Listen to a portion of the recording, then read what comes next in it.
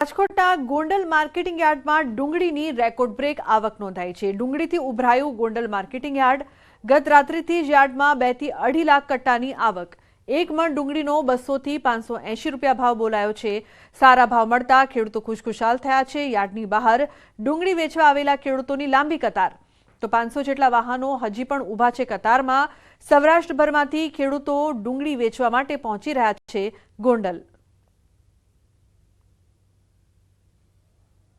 કાલ રાતે 9 વાગ્યાથી ડુંગળીની આવક ચાલુ છે।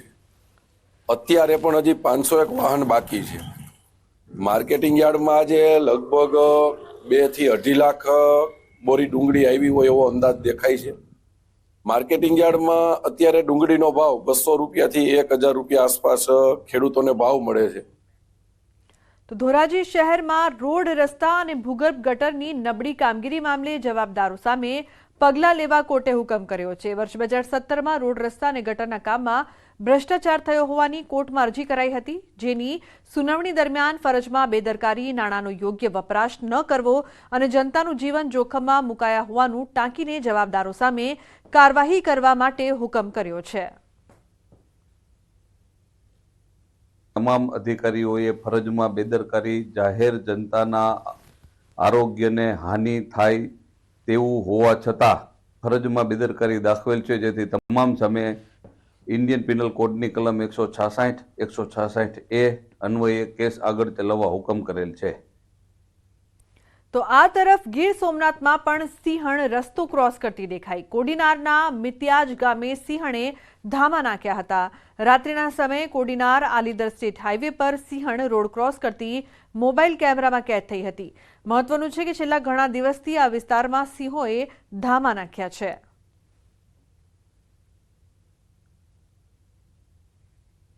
તો અમરેલીમાં છેક સોસાયટી સુધી ઘૂસ્યું સિંહોનું ટોળું। ખાંભાની આનંદ સોસાયટીમાં 4 સિંહ ઘૂસ્યા। આનંદ સોસાયટી વિસ્તારમાં હનુમાનજી મંદિર નજીક 4 સિંહોએ ગાયનું મારણ કર્યું। 2 સિંહણ અને 2 સિંહ બાળે ખાંભા શહેરમાં મારણ કરતા નજરે પડ્યા। શિકારની મિજબાની માણતા સિંહોનો વિડીયો સોશિયલ મીડિયામાં વાયરલ થયો છે। ખાંભાના ગ્રામજનોએ શહેરમાં જ સિંહ દર્શન કર્યા હતા। શિક્ષકોની અછતને લઈને વિરોધ। ડાભીની શાળાની ત્રીજા દિવસે તાળાબંધી કરવામાં આવી। તો સ્થાનિકો ઢોલ અને મંજીરા વગાડીને વિરોધ નોંધાવી રહ્યા છે। શિક્ષકોની ઘટ પૂરી કરવા સ્થાનિકોની માંગ છે। શાળાના કમ્પાઉન્ડમાં બેસીને રામધૂન બોલાવી। તો શિક્ષકોનું મહેકમ નહીં થાય ત્યાં સુધી વિરોધની ચીમકી। તો સ્થાનિક ઢોલ અને મંજીરા વગાડીને વિરોધ કરવામાં આવી રહ્યો છે। શિક્ષકોની ઘટ પૂરી કરવા માટે સ્થાનિકો સતત માંગ કરી રહ્યા છે। શાળાના કમ્પાઉન્ડમાં બેસીને રામધૂન બોલાવીને વિરોધ કરવામાં આવી રહ્યો છે। શિક્ષકોનું મહેકમ જ્યાં સુધી નહીં થાય ત્યાં સુધી આ વિરોધ યથાવત રહેશે તેવું તમામ લોકોનું કહેવું છે। તો શિક્ષકોની અછતના કારણે ડાભીની શાળાની ત્રીજા દિવસે પણ તાળાબંધી। हमारे कोई मांग ना संतोष आता आज ढोल नगारा साथे जिला शिक्षण अधिकारी, राज्य शिक्षण अधिकारी ने राज्यના શિક્ષણ મંત્રીના કાન સુધી વાત પહોંચવા એ માટે અમે ઢોલ નગારા સાથે આજે વિરોધ કરી રહ્યા છીએ। તો શિક્ષકોનું મહેકમ નહીં થાય ત્યાં સુધી વિરોધ કરવામાં આવી રહ્યો છે। આજના દ્રશ્યો, બીજી તરફ ગઈકાલના પણ દ્રશ્યો સામે આવી રહ્યા છે। આજે સતત ત્રીજા દિવસે પણ વિરોધ યથાવત છે। આજે વિરોધ થઈ રહ્યો છે। ગઈકાલે પણ તમામ લોકો દ્વારા વિરોધ કરવામાં આવ્યો હતો, તાળાબંધી કરવામાં આવી હતી। સ્થાનિકો ઢોલ અને મંજીરા વગાડીને પોતાનો વિરોધ છે તે નોંધાવી રહ્યા છે। જ્યાં સુધી શિક્ષકોની ઘટ પૂરી નહીં થાય ત્યાં સુધી આ વિરોધ છે તે યથાવત રહેશે શાળાના કમ્પાઉન્ડમાં, તેવું તમામ લોકો કહી રહ્યા છે। કિશોર જોડાય છે ફોન લાઈન પર વધુ માહિતી આપવા માટે। કિશોર, શું અપડેટ?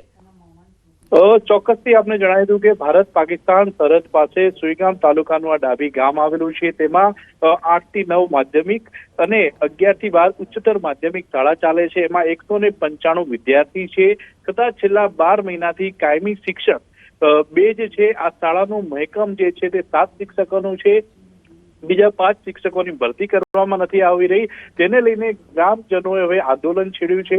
છેલ્લા 3 દિવસથી ગામ લોકો શાળાને તાળાબંધી કરે છે અને મુખ્યમંત્રી સુધી પણ લેખિતમાં રજૂઆત પણ કરી છે. તે ઉપરાંત આજે ઢોલ અને મંજીરા લઈને ગ્રામજનો છે તે શાળા બહાર જ બેઠા છે અને અત્યારે ઢોલ અને મંજીરા લઈને રામધૂન વગાડી રહ્યા છે. આ સમગ્ર મામલે ગઈકાલે અંબાજી ખાતે શિક્ષણ મંત્રી આવ્યા હતા. શિક્ષણ મંત્રીનું કહેવું હતું કે ભરતી પ્રક્રિયા ચાલે છે અને ટૂંક જ સમયમાં શાળામાં મહેકમ થઈ જશે તેવું આશ્વાસન શિક્ષણ મંત્રીએ આપ્યું હતું.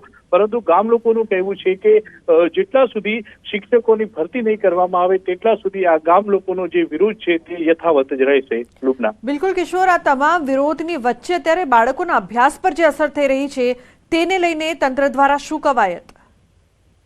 ચોક્કસથી આ મામલે જિલ્લા શિક્ષણ અધિકારીનું કહેવું છે કે ટૂંક જ સમયમાં મહેકમ ભરી દેવામાં આવશે. અત્યારે તો જે 2 શિક્ષકો છે, 2 શિક્ષકોમાંથી 1 શિક્ષક રજા પર હોય તો ધોરણ 9 થી લઈને 12 સુધીના વિદ્યાર્થીઓને માત્ર એક જ શિક્ષક ભણાવે છે. ત્યારે ગામ લોકોનું તો એવું પણ કહેવું છે કે 2 શિક્ષકો પણ અનિયમિત આવતા હોવાથી અનેકવાર વિદ્યાર્થીઓનું ભણતર પણ બગડતું હોય છે. અને અત્યારે ધોરણ 9, ધોરણ 10, ધોરણ 11 અને 12 આમ 4 ધોરણના 195 વિદ્યાર્થીઓ વચ્ચે બિલકુલ. ડીઓ હિતેશ પટેલજી પણ આપણી સાથે ફોન લાઈન પર જોડાયા છે.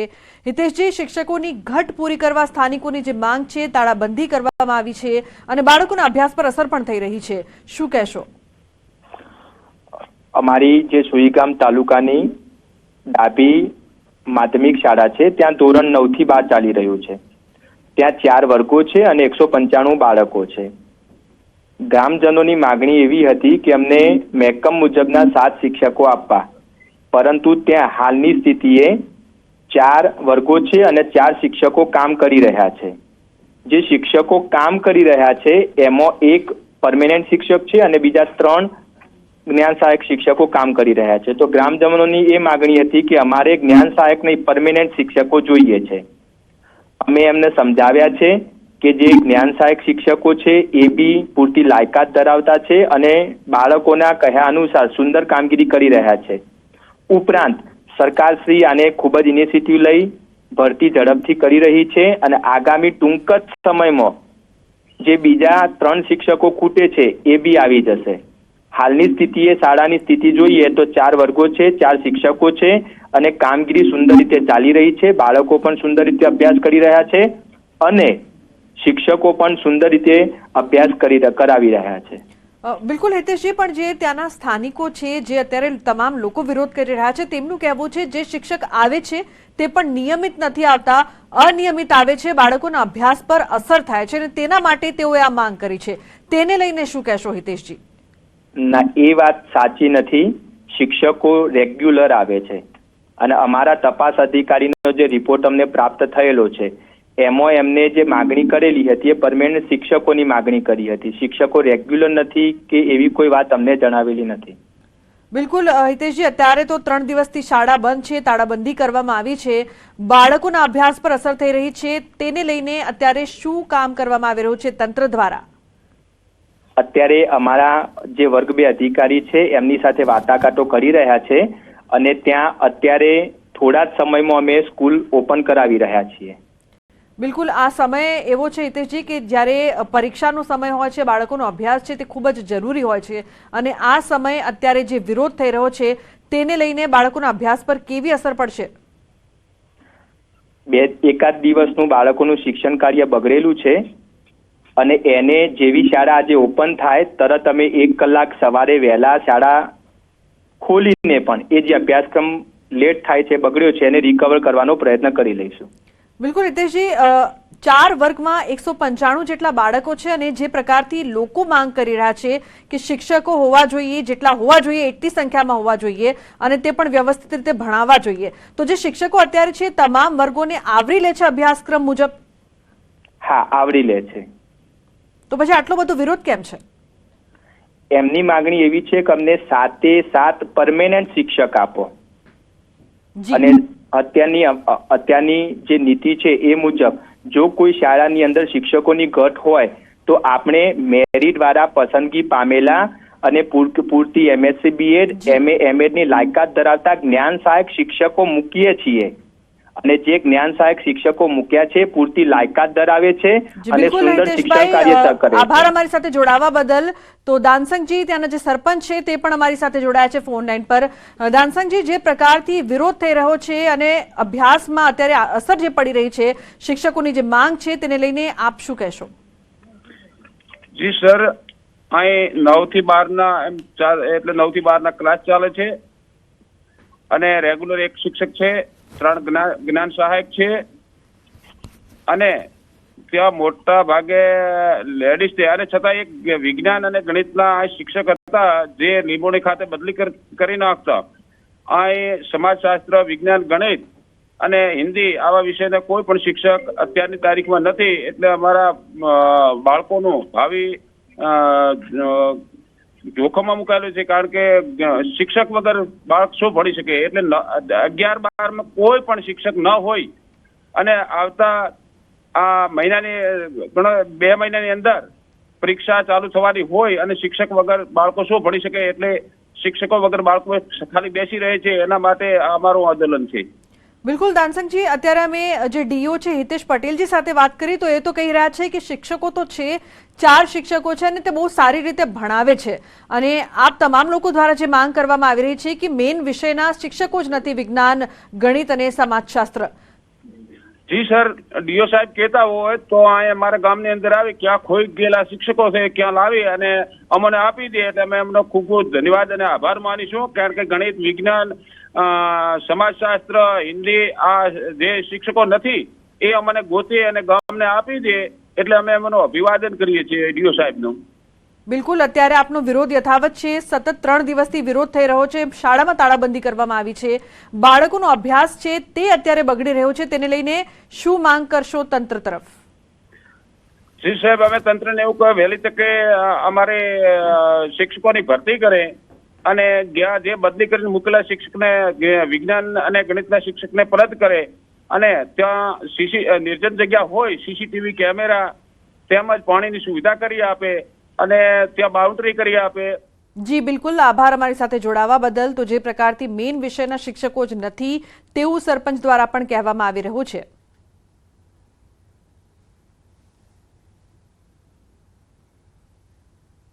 અન્ય સમાચાર રાજકોટથી. ગોપાલ નમકીનની ફેક્ટરીમાં લાગી છે ભીષણ આગ. આગમાં લાખો રૂપિયાનો સામાન બળીને ખાખ થઈ ગયો છે. ફાયર ફાઈટરની ટીમ દ્વારા આગ બુઝાવવાની કામગીરી ચાલી રહી છે. મેટોડા ખાતે આવેલી છે ગોપાલ નમકીન ફેક્ટરી. તો મેટોડામાં આવેલી કંપનીમાં ભીષણ આગ લાગવાની ઘટના સામે આવી છે. આગ પર કાબુ મેળવવા ફાયરની ટીમ ઘટના સ્થળે. હાર્દિક જોડાયા છે ફોન લાઈન પર વધુ માહિતી આપવા માટે. હાર્દિક, શું અપડેટ? જી લુબના, રાજકોટ નજીક આવેલા મેટોડા જીઆઈડીસીમાં અત્યારે ભીષણ આગનો બનાવ બન્યો છે. ફૂડ ફેક્ટરી છે તેમાં ભીષણ આગ લાગી છે. ગોપાલ નામની આ ફેક્ટરીમાં આજે બપોરના સમયે અચાનક આગ ભભૂકી ઉઠી હતી અને આ આગના કારણે જે છે લાખો રૂપિયાનો સામાન બળીને ખાખ થઈ ગયો હતો. ખાસ કરીને જે રીતના વાત કરવામાં આવે તો બપોરના સમયે અચાનક આગ લાગી હતી અને આગ લાગી હતી એ સમયે અફરાતફરીનો પણ માહોલ જે જોવા મળ્યો હતો. મેટોડા જે ફાયર સ્ટેશન છે ત્યાં રહેલા તમામ ફાયર બ્રિગેડોની મદદ લેવામાં આવી રહી છે. આ ઉપરાંત રાજકોટથી પણ કેટલાક ફાયર ફાઈટરોને બોલાવવામાં આવી રહ્યા છે. આગ બુઝાવવાની કામગીરી જે છે હાથ ધરવામાં આવી રહી છે, પરંતુ આજ મોડી રાત સુધી આગ કાબુમાં આવે તેવી પણ શક્યતા નથી. શું કે અત્યારે રાહતની બાબત એ છે કે હજુ સુધી કોઈ જાનહાનિના સમાચાર નથી. બિલકુલ હાર્દિક, ખૂબ જ ભીષણ આગ છે. કેટલું નુકસાન થયું છે? ચોક્કસથી લાખો રૂપિયાનું નુકસાન કહી શકાય. મેટોડા ખાતે આવેલી આ જે ફૂડ ફેક્ટરી છે ગોપાલ નમકીન, તેમાં જે છે અત્યારે આ ભીષણ આગ લાગી છે. આગ લાગવાનું કારણ હજુ સુધી ચોક્કસથી જાણી નથી શકાયું, પરંતુ આગ લાગ્યા બાદ સ્થાનિકોમાં પણ કંઈક અફરાતફરી છે. આગ એટલી વિકરાળ છે કે 2 કિલોમીટર દૂરથી પણ તેમના ધુવાળા છે તે જોઈ શકાય છે.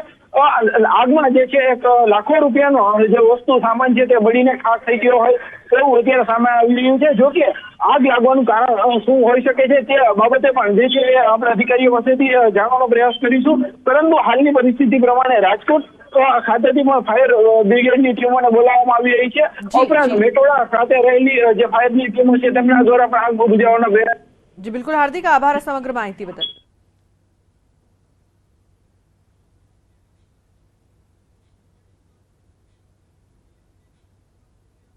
તો પાટણમાં નકલી યુનિવર્સિટી ધમધમતી હોવાનો આરોપ કોંગ્રેસ એમએલએ કિરીટ પટેલે કરી શિક્ષણ મંત્રીને રજૂઆત. એમકે યુનિવર્સિટી નકલી હોવાનો આરોપ, યુનિવર્સિટીની તપાસ કરવા ધારાસભ્યની માંગ. આ યુનિવર્સિટી રાજસ્થાનના કોઈ યાદવને વેચી મારી હોવાનો આક્ષેપ. યાદવ ડુપ્લિકેટ માર્કશીટના કેસમાં જેલમાં છે. રાજ્ય સરકાર દ્વારા જે એમકે યુનિવર્સિટીની મંજૂરી આપી હતી એ હનુમાનપુરાના વડલી ખાતે બતાવેલ છે. વડલી ખાતે માત્ર ફાર્મ તેમજ એક સેટ બનાવવામાં આવ્યો છે. આજે પણ આ યુનિવર્સિટી માતરવાડી ખાતે કાર્યરત છે. આ સાથે કિરીટ પટેલે કહ્યું કે ગુજરાતનું ભાવિ જે ઉચ્ચ શિક્ષણ લઈ રહ્યા છે એવા વિદ્યાર્થીઓને બચાવો અને આવી યુનિવર્સિટી તપાસ કરવા માંગ કરી છે. નકલી યુનિવર્સિટીઓ પણ બની રહી છે. અગાઉ પાટણ ખાતે એમકે યુનિવર્સિટીને મંજૂરી આપવામાં આવી હતી.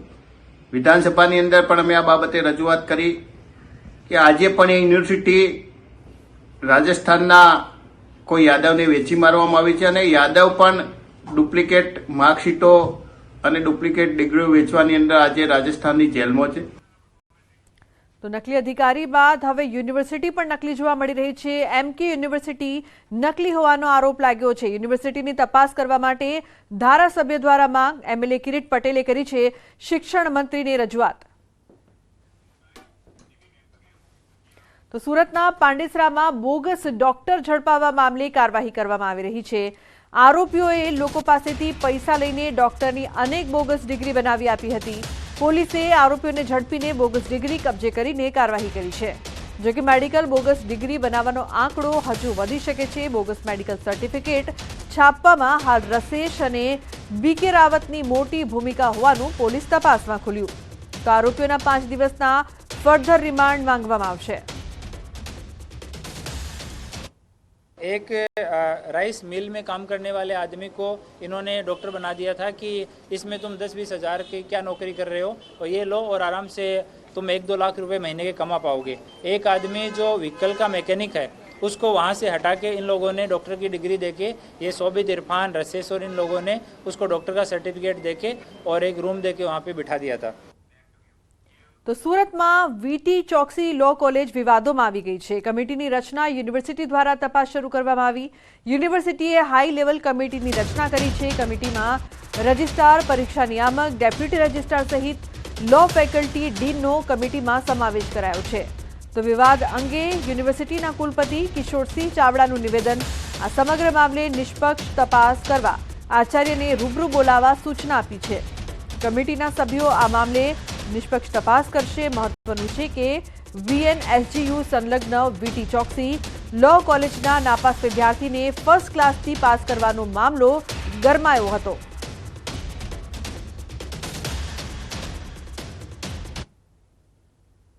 એવી હાઈ પાવર લેવલ કમિટી બનાવી છે અને તેમાં સદર સંસ્થાના આચાર્યશ્રી એ આ અંગેના તમામ ઓરિજિનલ પુરાવાઓ જે છે કે પરીક્ષકે જે કયા પ્રકારની રજૂઆત કરી છે, ઓવરરાઇટ થયું તો કયા કારણોસર થયું છે, આ તમામ બાબતો એ અમારી હાઈ પાવર લેવલ કમિટી નક્કી કરશે અને એને આધારે આગળની કાર્યવાહી કરવામાં આવશે.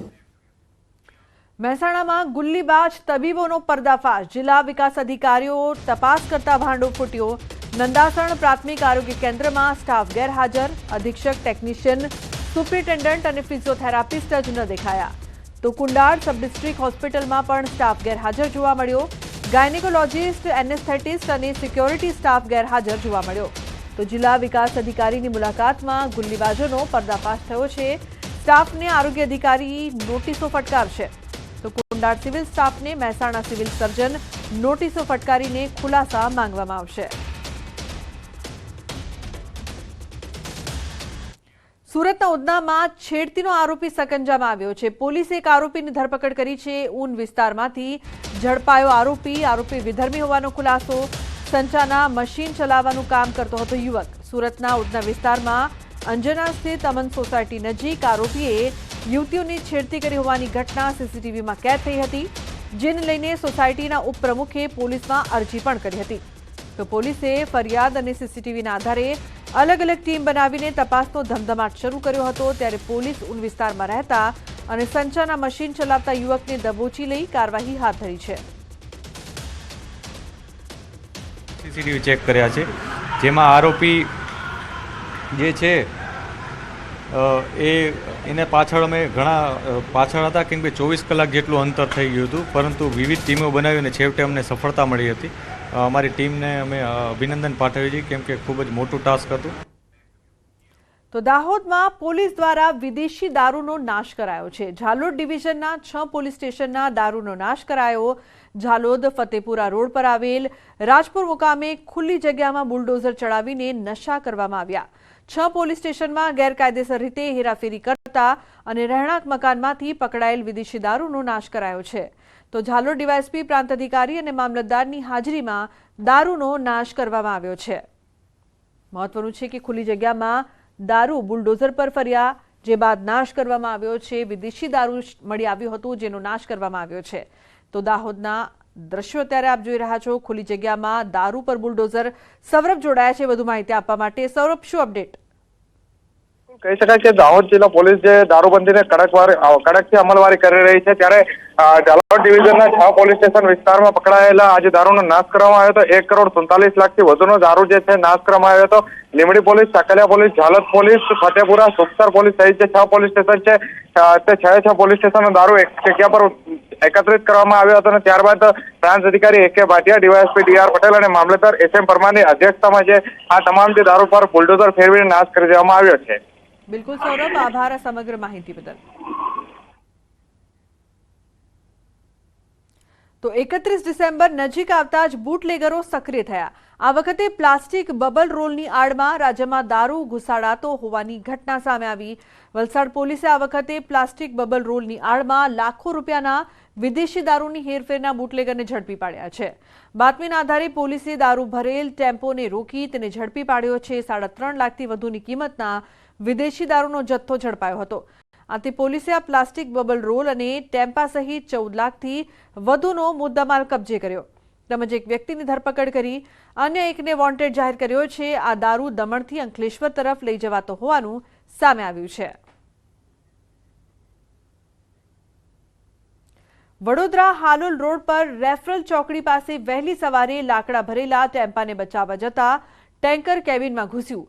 રોડ સાઇડ પર આવેલા લારી અને કેબિનનો કચરઘાણ નીકળી ગયો હતો. કેમિકલ ભરેલ ટેન્કરે અકસ્માત સર્જાતા અફરાતફરીનો માહોલ સર્જાયો હતો. ઘટનામાં ટેન્કર ચાલકને નાની મોટી ઇજાઓ પહોંચતા સારવાર અર્થે ખસેડાયો હતો. જો રેફરલ ચોકડી પર મુસાફરો વધુ સંખ્યામાં હોત તો મોટી દુર્ઘટના સર્જાઈ હોત. સમગ્ર ઘટનાના CCTV ફૂટેજ સામે આવ્યા છે.